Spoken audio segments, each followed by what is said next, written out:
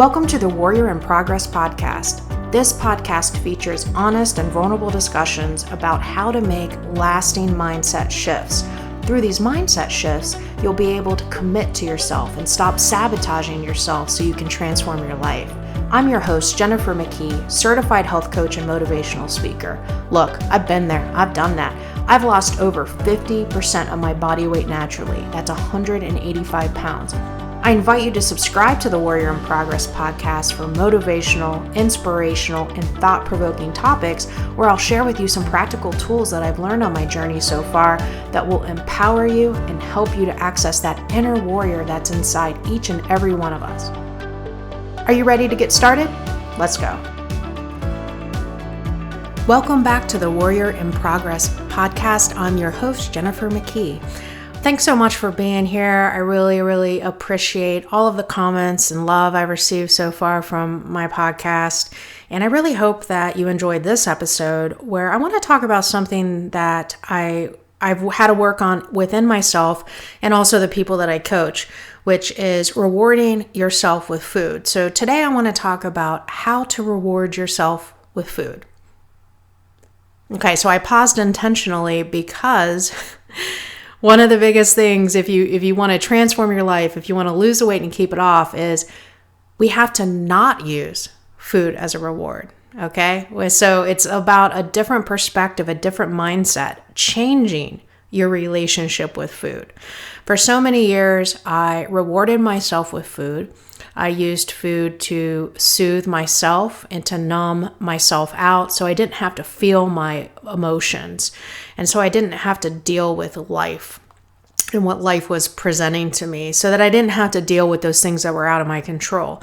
I could just shove some food down my face and, I would feel better. And this is the same case. It doesn't have to be food. If your issue is with alcohol or with, drugs, people use a lot of different things, shopping, a lot of different things to numb out or to cope. But I want to specifically talk about food in this episode. So changing your relationship with food. I'm wondering, how many times have you avoided a food because you thought it was quote unquote bad? Or have you eaten that bad food and then beat yourself up for giving into it? Maybe you told yourself you could only eat good foods to lose weight and to be healthy. I used to do that all of the time. I told myself I had to eat 100% clean. I would try to eat pretty clean, and then when I would start to feel deprived, and then guess what? I would emotionally eat or I would binge eat. So the important thing here is that when we look at foods as good or bad, we can develop an unhealthy relationship with food. Because if we eat a quote unquote bad food, we most likely will feel those feelings of guilt, shame. And in some cases, and actually in my case, it was most cases, I would beat myself up for this mistake. And I would tell myself, see, I told you couldn't do this. I told you that you couldn't reach your goals. I told you that you were a failure. That was my inner critic. So this mentality leads us into this never-ending vicious cycle of unhealthiness, of stress regarding food. It affects our self-love, our self-trust, and our belief in ourselves, since we punish ourselves when we eat that bad food. And we start believing we don't have any willpower and that we should be able to eat 100% clean. We believe that in order to get healthy, like I said, that we have to be never eating pizza again or never eating cupcakes again or whatever the case. There's two books that I have found along my journey that really spoke to me in regards to changing my relationship with food. And the first one is called Nourishing Wisdom by Mark David, M-A-R-C. And in this, I want to read a quote to you from his book, Nourishing Wisdom. So, quote, labeling food as good or bad automatically sets up a cycle of perpetual anxiety. For once we label something bad, we invariably desire it, and the desire grows stronger the more we resist the food.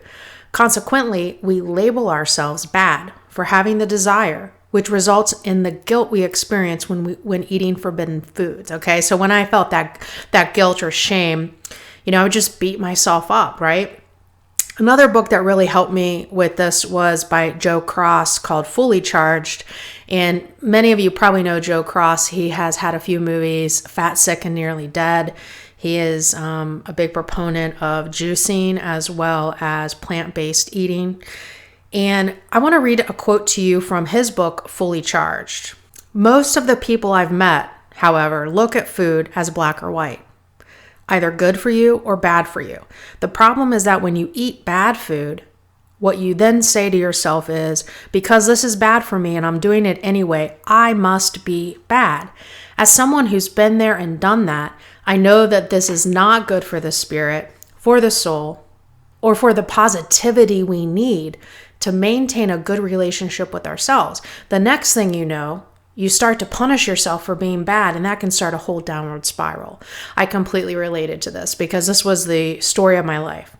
So one of the keys to creating and maintaining a healthy lifestyle and transforming your life is to change your relationship with food. Okay, so I encourage you, I invite you to, instead of looking at food as good or bad, to start looking at food as nutritious versus less nutritious. And remember, it's okay to splurge in moderation on those less nutritious foods. If you're doing it consciously, if you're aware of it, you're doing it consciously, you're giving yourself permission.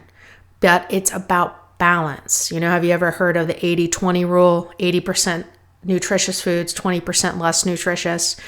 That is what I would recommend aiming for. When I first started, I was probably eating maybe 40%, 50% nutritious, and the other 50 to 60% less nutritious. And was I losing weight? Yes, but I gradually improved that over time.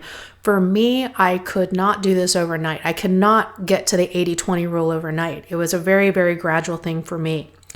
So splurging in moderation, giving yourself permission to eat some of those less nutritious foods doesn't mean that you're a failure or that you have no willpower or that you're weak. It means that you're a human being and it's okay. It's okay. It's called mindful eating. You're mindfully choosing to eat these less nutritious foods because you don't want to feel deprived. Because if we are not allowing ourselves to, if we're just eating mostly clean, many of us, especially if we are an emotional eater or binge eater, many of us will start to feel deprived. And when we feel deprived, that will lead to a binge and or emotionally eating. That was also the story of my life. So you have the power to stop this vicious cycle by changing your relationship with food and looking at food as nutritious versus less nutritious. And that's going to help you take your power back from food. So you are in control. You actually have the power here. And you can make a choice to look at food in this healthier way. And this is going to help you create a healthier relationship with food, okay? One of the keys to my success as well was allowing myself small treats throughout the week so that I didn't feel like I was depriving myself. That prevented me from feeling like I needed to cheat or have a cheat day. I know for myself, I cannot have a cheat day because in the past, when I would allow myself a cheat day, I would quickly go overboard because it doesn't take long with less nutritious food to be at 3,000 calories, 4,000 calories, 5,000 calories. And so I am a huge advocate, though, of a reset day. So a reset day is very different from a cheat day. A cheat day is usually where, you don't track your food. You just give yourself whatever you want to eat. And usually we're eating extremely unhealthy things. A reset day is where you allow yourself to eat a bit more fuel, a bit more calories in a particular, one particular day a week, whichever, usually it's the day of the weigh-in. So you weigh in the morning and you have a reset day. And that really helps, one, you not feel deprived, but two, it helps with, kind of keeping your body guessing so that you're having more calories on one particular day or helping with your metabolism and things like that. But a reset day is very different from a cheat day. And the other thing too is when we eat these these small treats throughout the week, which might be less nutritious, right? It helps us enjoy those foods more. Previously I would totally inhale the less nutritious food. When I was emotionally eating or binge eating, I remember once, like, I was eating a pizza, which was one of my very common foods that I would eat when I was emotionally eating or binge eating. And I remember once I counted the times that I chewed before I swallowed when I was eating pizza. And I can tell you, I only chewed like 3 to 5 times before I swallowed the bite. And I took a big bite. And that's just how I was. And I have found most of the emotional eaters and binge eaters I've worked with tell me they experience the same thing. So I was not mindful about what I was eating when I was binging or emotionally eating. And so I wasn't really enjoying my food. But when I gave myself these small treats throughout the week, I was making sure I was mindful when I was eating it. I was chewing slower. I was tasting the food, and I was enjoying it. I was eating slow and enjoying every single bite. So I was being very conscious and mindful of my small treat and of my splurge. I'd like to read another quote to you from the book Nourishing Wisdom by Mark David. He says, "When splurging, I am not suggesting reckless eating. I'm suggesting conscious eating, taking full responsibility for what you eat. Many people eat foods that affect their health negatively, and yet they are not aware of this, or they choose not to be aware of this." So it's important to understand that splurging in moderation is about balance. It's balancing out the nutritious foods with the less nutritious foods and trying to get close to that 80-20% rule. Another thing that I'd like to invite you to do is to shift your perspective when looking at food. Instead of looking at it as a reward or something used to cope with negative emotions, looking at food as fuel. Okay, so the more that you can look at it this way, the healthier your relationship will be.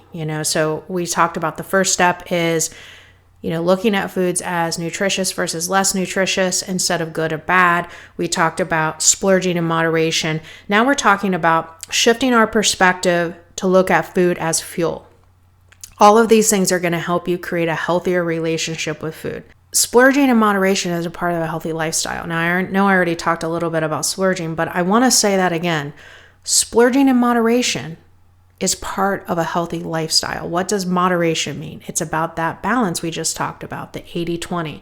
So when you take your power back from food, you realize that you are actually in control and you can make smarter choices, and you actually want to make smarter choices. You develop this confidence, like, hey, maybe I can do this, because you can. You definitely can do it. It will take practice, and it's progress, not perfection. When you give your body the proper fuel, it works very efficiently. It knows what to do with the fuel our bodies are doing a whole bunch of processes, right? Our heart's pumping blood. Our lungs are helping us breathe. Our brain is controlling everything, right? Our gut is our second brain. The digestion, things like that. We have so many processes going on in our body. And when we give it the proper fuel, all of those processes work very efficiently, and our body knows what to do with those nutrients, right? If we're not giving our body the proper fuel, and by the way, I'm not just talking about food, I am talking also about water. So if we're not giving our body the proper fuel, we're going to be dehydrated. We're going to possibly have a headache. We're going to gain weight, or we might lose weight depending on what we're doing or not doing with our body. There's so many different things that can happen. We might get type 2 diabetes, high cholesterol, high blood pressure. So there's so many different things that can happen if we're not fueling our body properly. Your body is a machine. It's an amazing, amazing machine and can do so much. I mean, think about everything going on in your body right now as you're sitting here listening to this podcast. It's absolutely amazing. So remember, your body is a machine. You only get one body in this life, right? We only get one body in this life. We need to take care of it. This is the only one we get. One way you can take care of it is by giving it the fuel that it needs. Okay, so let's recap changing your relationship with food. So I invite you to look at foods as nutritious versus less nutritious instead of good or bad. I would recommend eliminating any negative connotations that you have with food. Okay? Food is fuel. Food is fuel. Allow yourself to splurge in moderation. Yes, even during the week if you want to, on these less nutritious foods in moderation. Remember, it's about balance. Tracking your food is a really great way to see that. So you can see if you're giving yourself too many of the less nutritious foods. And when you eat these less nutritious foods, I invite you to eat them mindfully, very slowly, tasting the food. I invite you to enjoy them. Don't beat yourself up if you eat a less nutritious food, or if you eat too much of the less nutritious foods. Just ensure that at the next meal you eat more nutritious. Remember, it's all about balance.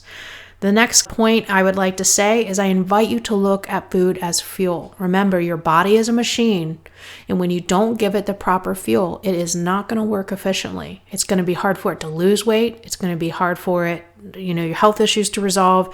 And also, when you fuel your body properly, you're going to have a lot more energy, and you're just going to feel amazing and ready to take on the world. Rewarding yourself is a very important part of your journey. But there's so many ways to do that without food. So let me give a few examples here. You could get yourself a massage, maybe a spa day. Maybe you can finally sign up for that race that you've wanted to do for a long time, such as a 5K, a 10K, even a half marathon, a triathlon. The sky is the limit.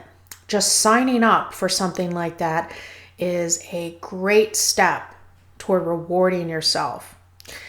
Another thing you could do would be to buy yourself something that is non-food related. Maybe there is a shirt that you want to buy that is a certain size, so when you get to a certain number on the scale, you'll fit into it, right? So just being able to fit into that extra large or the large version of maybe a shirt that you saw in the store or online, that's a huge accomplishment. It's a great way to reward yourself. Maybe you reward yourself by getting together with certain people, going on a trip. Now, I know with COVID right now, it's a little bit difficult to do that, but hopefully it won't be like that forever. So if there's some place that you want to go to meet up with some friends or family that you haven't seen in a while, or maybe you just want to take a trip somewhere, that's a great way to reward yourself. Some other things that you could do once you hit a certain number on the scale might be going to an amusement park and riding some roller coasters. Maybe now you fit more comfortably in the seat. Maybe you've always wanted to zip line. I know it's on my bucket list, so maybe that's a really great way to, reward yourself without food. So as you can see, there's so many different ways to reward yourself. And again, it's not all just about a number on a scale. I would encourage you to reward yourself, not just based on a number on the scale, but just based on improvements you see in your journey. And there's many, many improvements that we can see that are not just based on the scale. So now for the call to action. The first thing is make a list of the foods that you see as good or bad and write down why are they good or bad. Maybe why do you look at them as good or bad? Did someone tell you that these foods were good or bad when you were a kid or as an adult? How do you feel when you eat a good food? And how do you feel when you eat a bad food? I would encourage you to write this down and look at this very closely. For me, I found that there were some foods when I was a child that I was told were bad. And so those were almost like the quote unquote forbidden foods, right? And so as I grew up and if I would eat them, a lot of times I felt like I had to secretly eat them because they were bad. And so a lot of those foods became my binge foods. If I liked the taste, obviously, but a lot of those foods became my binge or my emotional eating foods. For the second part of the call to action, I want you to journal about, do you think of food as fuel? And if not, how do you think of food? Do you use it to soothe your emotions? Remember about that car that runs on gasoline. If you give a car water, like I said, instead of gas, it's not going to function, right? How do you feel when you don't give your body the nutrients it needs?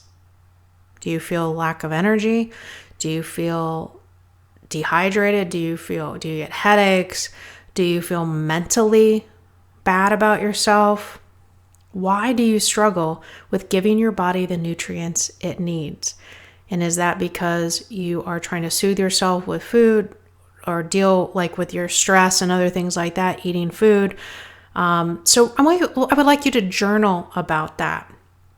The third part of the call to action is to write down what is one thing you can do to start working on changing your relationship with food.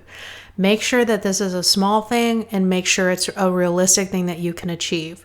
Write that down, read it every single day, and hold yourself accountable for that action. Once that becomes a habit, I want you to expand on that or to add another goal or action that you want to work on to continue changing your relationship with food.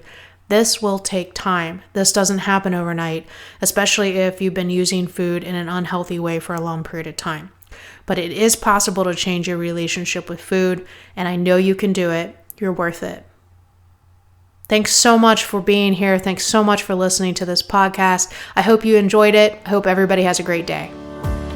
Thank you so much for listening, and I really hope that you enjoyed today's episode. If you enjoyed this episode of the Warrior in Progress podcast, then please share it with your friends, share it with everybody. Make sure to subscribe to this podcast as well so you can get notifications on when I release new episodes.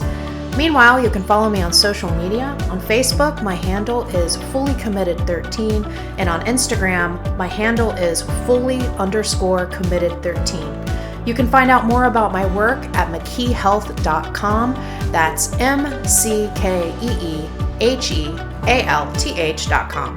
And make sure to download my free Tame Your Inner Critic guide at McKeeHealth.com, and you can learn how to stop beating yourself up, how to stop sabotaging yourself so that you can achieve your goals. Remember, you're a warrior in progress, and you can do anything you set your mind to.